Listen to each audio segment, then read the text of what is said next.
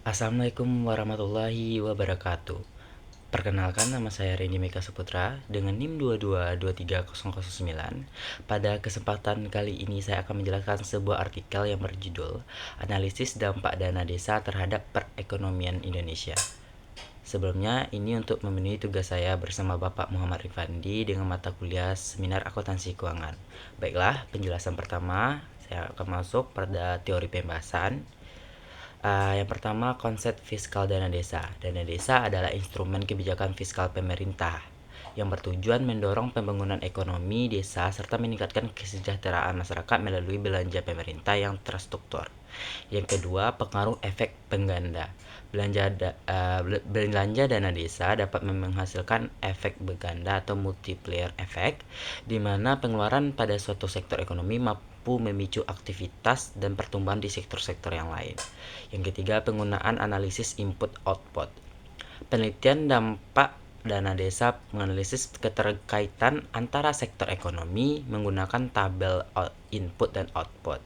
Pendekatan ini menunjukkan relasi antar sektor sebagai pengguna maupun penyedia input ekonomi secara lebih mendalam. Teori pembahasan selanjutnya itu meningkatnya konektivitas ekonomi sektor. Dana desa dapat digunakan untuk memperkuat konektivitas antara berbagai sektor ekonomi, meningkatkan efisiensi distribusi sumber daya manusia dan sumber daya yang lain, dan memastikan potensial penggerak ekonomi di level desa. Selanjutnya, optimalisasi alokasi. Pemahaman keterkaitan antara sektor melalui analisis input dan output dapat membantu mengidentifikasi sektor-sektor prioritas untuk alokasi dana desa yang lebih produktif. Penjelasan selanjutnya tentang pembahasan kasus. Yang pertama, analisis implementasi dana desa.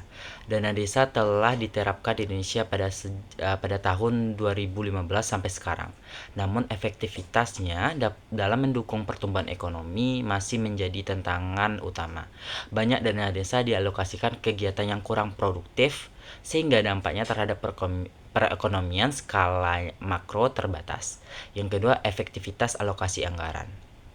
Pemanfaatan dana desa memerlukan analisis yang lebih mendalam untuk mengidentifikasi sektor ekonomi dengan potensial multiplier effect yang tinggi. Ini penting untuk memaksimalkan kontribusinya terhadap pertumbuhan domestik.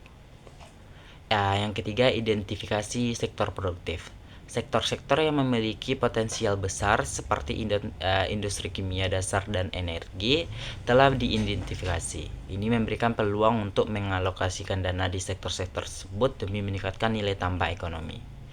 Pentingnya analisis antar sektor. Analisis input dan output dapat membantu menggambarkan keterkaitan antara sektor, baik dari sisi penggunaan input maupun penyedia, dan digunakan untuk memastikan alokasi dana yang lebih optimal. Simulasi dampak alokasi. Pengujian penggunaan data kuantitatif menunjukkan bahwa pengelolaan dana desa pada sektor strategis mampu meningkatkan nilai tambah ekonomi secara signifikan, memperkokoh ketahanan ekonomi di Indonesia. Yang ketiga, objek penelitiannya. Yang pertama, melibatkan perekonomian Indonesia, fokus pada seluruh perekonomian Indonesia yang mencakup 185 sektor ekonomi berdasarkan tabel input dan output Indonesia pada tahun 2016. Yang kedua, pendekatan makroekonomi. Yang ketiga, representasi sektor yang luas. Yang keempat, mengukur dampak lintas sektor. Yang kelima, fokus pada struktur ekonomi.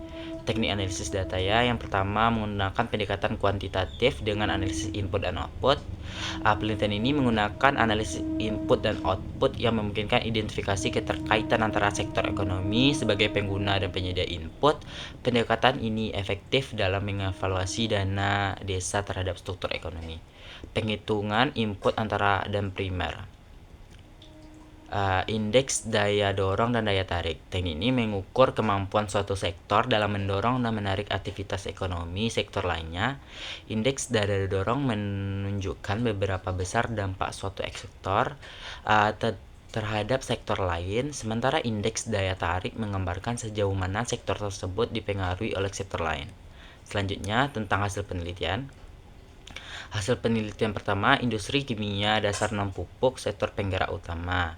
Yang kedua, industri kimia dasar non-pupuk memiliki peranan penting dalam penggerakan ekonomi. Hal ini disebabkan oleh tingginya keterkaitan sektor ini dengan sektor lainnya, baik sebagai penyedia bahan baku maupun sebagai penggunaan hasil produksi, sehingga menciptakan efek peganda yang besar. Sektor listrik, meningkatnya produktivitas ekonomi. Sektor listrik memainkan peran krusial dalam mendukung aktivitas ekonomi secara menyeluruh. Dengan alokasi dana pada sektor ini dapat dijamin ketersediaan energi yang andal dan efisien sehingga mempercepat pertumbuhan ekonomi di berbagai wilayah desa. Yang selanjutnya, produk kilang minyak dan gas, penyumbang nilai tambah tinggi. Investasi dana desa pada sektor minyak ini dan gas dapat meningkatkan nilai tambah dan pengelolaan sumber daya alam menjadi produk yang bernilai tinggi. Hal ini memiliki kontribusi besar terhadap peningkatan PBD atau pendapatan dan belanja nasional secara signifikan. Jasa persewaan dan pendukung usaha mendorong kewirausahaan desa.